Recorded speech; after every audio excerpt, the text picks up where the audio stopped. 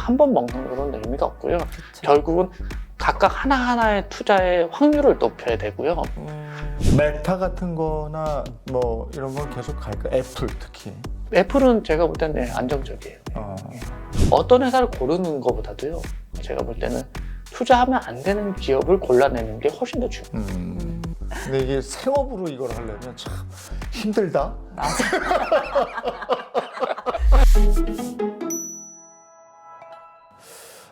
오늘 냉철님 모시고 정말 여러 가지 얘기를 나눠보고 싶어서 시간이 부족할 것도 같은데 하여간 부지런히 한번 해볼게요. 성공적인 투자, 주식 투자를 해내려면 마음가짐이 중요하다 이런 얘기 늘 하시거든요. 이 주식은 심리다 이런 얘기 하시는데 그 마인드 컨트롤이 참 안 되거든요. 어떻게 하면 됩니까? 그게 저 그런 질문을 되게 많이 받는데 처음에는 저는 왜 그런 질문을 할까를 생각을 했어요. 그래서 이해가 안 되시죠? 이해가 안 됐었던 거예요. 그거 말고도 제가 그런 질문 되게 많이 받아요. 형같이 되려면 무슨 책 읽어야 돼요? 어떻게 공부해야 돼요? 어떻게 하면 형같이 돼요? 이런 질문을 정말 많이 받는데 지금 가서 저도 왜 이렇게 됐는지 생각해 보면 그냥 타고난 좀 성격이 저는 그래요. 좀 느긋하죠. 네, 저는 뭐 그리고 좀 자신감이 좀 넘치는 스타일이에요. 그래서 크게 불안해하지 않고, 그리고 가장 제가 볼 때는 불안해하는 이유가 몰라서, 모르기 때문에. 몰라서. 네, 몰라서 불안한 마음이 되게 많은 것 같아요. 근데 사실은 어떻게 될 거라고 생각하면 그 틀에서 크게 벗어나지 않아요. 제가 이 주식이 뭐 내일 오르고 또 이런 거 모르지만 기본적으로 회사가 자본이 쌓이고 돈을 버는데, 그리고 기본 뭐 인플레이션만큼의 이제 성장은 하는데 계속 그렇게 낮은 가격으로 있을 수가 없어요. 아니면 더 떨어진다 믿을 수가 없어요. 그렇기 때문에 알기 때문에 그냥 편안하게 하면 돼요. 불안해할 필요 확신이 완전 그러네. 확고하신데요. 그 사실 재테크 하는 가장 큰 목적이 노후잖아요. 노후 맞죠? 노후 자금을 마련하려면 어떻게 투자하는 게 좋은지가 좀 궁금하긴 해요.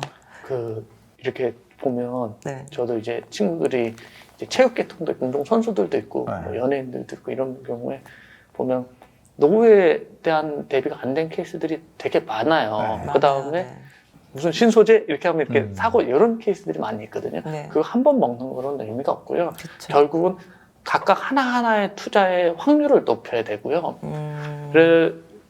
결론은 뭐냐, 깨지면 안 됩니다. 먹는 게 중요한 게 아니고요.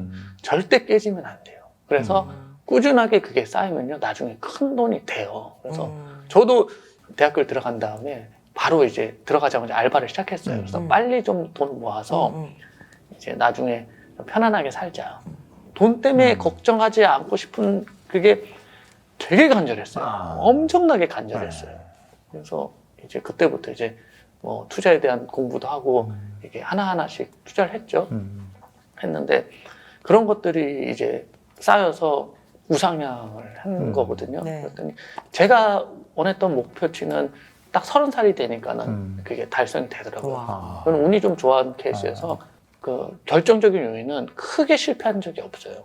예, 중간중간에 좀 마음고생 같은 건 있을 수 있는데 돌이킬 수 없는 이런 건 없었거든요. 그래서 그거 하나하나가 되게 소중해요. 지금 이렇게 방송 하시고 하셔서 버시는 이제 노동으로 버신 게 자본으로 이게 바뀌어서 돈으로 오잖아요. 이거를 되게 가치 있는 걸로 바꿔 놓으셔야 돼요. 이게 쌓이면 나중에 엄청나게 커져요. 그래서 잘 될 때 그거를 좋은 자산으로 잘 바꿔 놓는 거. 그렇지. 중요하죠. 스포츠 선수들 중에서도 그런 걸 잘하신 분이 보면은 오히려 나중에 마음 편하니까 더 잘 돼요. 예를 들면 제가 볼 때 서장훈 씨가 그런 케이스가 아닌가 그런 생각이 들어요. 예. 전성기 때 알짜 자산들을 잘 모아놓고 그 다음에 이제 노후에 오히려 더 편안하게 방송할 수 있는. 편안하니까 방송도 잘 돼. 더 잘 맞아요. 돼요. 네. 결국은 선순환으로 돌아가죠. 네. 이거 편하다는 건 이거 안 해도 뭐 딴 게 있으니까. 여유로운 마음이 그러니까 우리가 이제 믿는 구석이 있다고 얘기하는 맞아요. 거거든요. 근데 이게 생업으로 이걸 하려면 참 힘들다. 자기 고백은 선배님. 근데 요즘에 이제 그 흐름이 한때는 또 저 미국 주식 막 이러다가 네. 최근에는 동양, 한국 주식이 더 좋다 뭐 이렇게 얘기해요. 냉철님이 보시기에는 어떻습니까 지금? 한국 주식이 더 좋아요. 이유는 딱 하나예요. 예. 보통 환율이 안정적이어도 한국 주식이 유리한 이유는 가장 큰 거는 이제 양도세죠. 엄청난 겁니다. 한국에는 양도세가 없다는 게 그게 아주 유리한 거예요. 미국은 이제 세금 기본 공제액 외에는 이제 세금을 내죠. 그러면 이제 세금 꽤 커요. 장기적으로 보면은 그게 꽤 크거든요. 그래서 한국 시장이 지금 환도 지금 1,300원이 넘어요.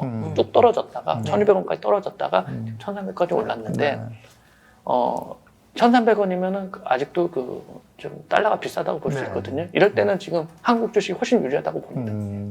미국 주식 얘기하면 대표적으로 테슬라 얘기를 하잖아요. 네. 야, 등락폭이.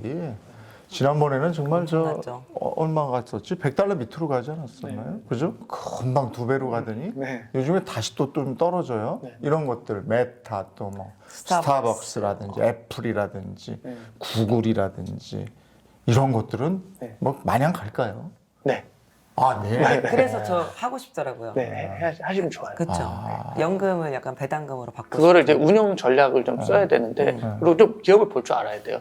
테슬라는 저희는 이렇게 시세가 크게 붙기 전에 꽤 예전에 샀었어요. 샀었다가 작년 시세가 나왔을 때 사실은 되게 좀 많은 부분을 정리를 했습니다. 네, 정리하고 사실 떨어질 때 이 가격이면 괜찮다고 다시 보고 있어서 예, 다시 뭐 들어갈 때를 다시 환이 좀 괜찮으면 다시 들어갈 그렇군요. 것 같습니다. 메타 같은 거나 뭐 이런 건 계속 갈까? 애플 특히. 애플은 제가 볼 때는 안정적이에요. 좋은 회사들을 좀 회사가 경쟁력이 있는데 좀 인기가 없을 때 있어요. 그럴 때 좀 사놓으면 괜찮습니다. 그게 어떤 종목이 있을까요? 이럴 때는. 예전에는 정말 엑슨모빌이라는 쉐보론이라는 오일 회사가 기름. 있었어요. 그 회사가 사실 거의 한 10배 가까이 오른 거 아세요? 네. 그래요. 그렇게 그때 팬데믹 때 그 정도로 떨어졌어요. 앞으로는 이제 오일 가격도 떨어지고 그렇게 떨어졌다가 그런 회사가 되게 우량한 회사인데 그런 이벤트를 마련해줘요. 그때 이제 저희는 그거를 좀 샀었는데 꽤 그거는 수익이 꽤 많이 났어요. 600% 이렇게 수익이 났어요. 그래서 그거 좀 정리했습니다. 그리고 그때 어떤 상황이었냐면 회사가 안 망하면요.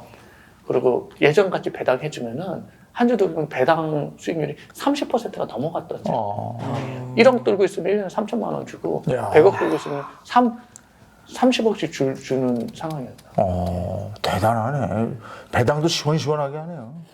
그만큼 주가가 말이 안 되게 과도하게 떨어져서 그런 배당 수익률이 역산해서 만들어진 거죠. 네. 그 다음에 지금은 배당도 오히려 늘렸기 때문에 예, 배당주도 나오고. 근데 지금 저는 뭐 살기 좋은 가격이라고 생각을 안 하고 그런 살다 보면 이게 말이 되나 하는 그런 때가 있어요. 제 인생에 저도 몇 번 봤는데 그럴 때 좀 투자합니다. 그러니까 기업의 가치를 좀 알아놓고 이게 말도 안 되는 가격으로 떨어졌을 때 사는 거는 100% 이긴다. 냉철님 출연하시면 팬분들이 응원글 많이 남겨주시더라고요. 지난 3월에도 그랬는데 근데 거기에 공통적으로 WBWS 뭐예요? 이거 그들의 암호입니까? 제가 이제 그래도 좀 일찍 은퇴를 할 수 있었던 게 W1에서 B 주식을 산 다음에 Y 주식을 산 다음에 S WB 다시 W 기다렸다가 웨이트 기다렸다가 그러면 이제 시세가 나오면 팔자. 그래서 열심히 일상적으로 일해서 좋은 주식 산 다음에 기다렸다가 팔자. 요거를 제가 그렇게 한 거를 얘기를 드렸어요. 방송에서. 제가 이제 그 유튜브도 좀 취미로 시작을 했습니다. 했는데 나름 어떻게 그렇게 또 팬분들이 또 생겨주셔서 저는 뭐 감사하고 요새는 이제 방송을 제가 안 하니까 좀 미안하고 네. 그 해외나 우리나라에서 투자자들 있잖아요. 그 롤모델로 삼을 만한 사람들이 있을까요, 혹시? 추천해 주실 만한 분이라든지. 롤모델이요? 제가 이렇게 봤을 때 되게 훌륭한 분들이 있어요. 근데 제야에 되게 훌륭한 분들이 많이 있어요. 예. 해외분들로 따지면 저는 그냥 가장 일반 대중들이 보고 따라가야 되는 케이스는 워렌 버핏이라고 생각하고요. 다른 분들은 사실은 굉장히 저는 좀 유명해도 문제 있는 분들이 되게 많다고 생각하고 그 선생님은 상식적이에요. 항상 상식적이고 아까 제가 말씀드렸다시피 좀 확고한 생각을 가지고 상식적으로 그냥 쭉 밀고 가요. 그래서 그거 좀 본받을 만하다고 생각하고요. 그리고 제가 국내에서 뭔가 존경하시는 분들은 투자 굉장히 잘하시는 분들이 있어요. 근데 이분들의 공통점이 유명해지는 걸 싫어해요. 돈이 많은데도 유명해지지 않고 되게 소소하게 뭐 또 동네도 다 거의 비슷해요. 한 동네 이렇게 모여가지고 그 동네가 어딘가요? 반포. 반포? 다 이상해. 반포 살아요. 반포 사세요들? 나도 반포 살아요. 오. 그러니까 두드러지는 거 싫어하는 분들이 있어요. 네, 잘 안 드러나고 네. 그래서 딱 뭐 주식도 딱 4.9%만 딱 사고 지분 공시 안 하고 4.9%라는 건 지분 그 이상 가면 지분 공시 안 하는 정도 선에서 딱 사고. 딱 사고 빠져나가는 거예요. 이렇게 그러니까 들어가요. 전체 지분율의 4.9%니까 어마어마하긴 그리고 한데. 저 훌륭한 또 운영사 대표님들이 있어요. 저 또 예전에 이제 또래가 저랑 비슷해요. 그때 같이 뭐 이렇게 투자하셨던 분들인데 지금 이제 회사 크게 운영하시는 몇 조 운영하시는 분들도 있고 해서 그러니까 개인들이 막 우리는 막 하면서 속상해하고 힘든데 그런 전문가 제대로 찾는 것도 방법인 것 같아요. 그분들한테 맡기면 되잖아. 네, 근데 이제 어떤 케이스가 있냐면 이제 자금이 크면 클수록 수익률에는 영향을 받거든요. 네. 작을 때는 날라다녔어요. 아. 날라다녔는데 커지니까 너무 커버린 거야. 커지니까 이제 수익률이 이제 점점 이제 좀 영향을 받죠. 이제. 그러니까 그 사람 그릇과 배포거든요, 그게. 네. 근데 배포가 그 정도 액수는 아닌 거지. 아니 그런 부분보다도요. 네. 자금이 작은 게 훨씬 더 수익률이 훨씬 좋습니다. 왜냐면 알짜 자산이 있는데 이 알짜 자산이 예를 들면 시가총액 100억밖에 안 돼요. 근데 나는 자산이 만약에 1000억이에요. 그럼 담을 수가 없잖아요. 그래서 그런 문제가 있고 또 그렇게 자산이 커지면은 국내에서 담을 수가 없기 때문에 해외로 나가게 되는데 해외로 나갔을 때 또 한국하고의 또 정보의 비대칭성도 있고 그래서 되게 잘 나가다가도 또 해외에 갔다가 좀 예전에 명성을 좀 깎이는 경우도 있고요. 근데 투자 잘하는 뭐 친구 있으면 너무 좋겠죠. 아, 그럼 네. 제일이죠. 네, 제일 좋죠. 좀 챙겨주고 네, 먼저 믿고 맡기면 되니까. 먼저 해줄 거니까. 네. 네. 그리고 저 냉철님 가장 많이 듣는 질문 중에 이런 거죠. 뭐죠? 종목 고르는 팁이 있습니까? 여기엔 뭐라고 대답해 주십니까? 저는 이제 커버하는 그게 되게 많아요. 많은데 뭘 이렇게 딱 정해놓고 하진 않고요. 기본적인 거는요. 돈을 벌어야 됩니다. 돈을 못 버는 회사엔 투자를 안 합니다. 아, 돈을 버는 회사. 무조건 매출과 이익금이 네. 있는 회사. 네. 예, 그리고 근데 뭐 마이너스가 나는데 내년엔 괜찮을 거야 이런 거 안 된다. 계속 뭐 줄줄이 뭐 마이너스인데 그리고 우선 그 재무가 뭐 엉망인 회사 있어요.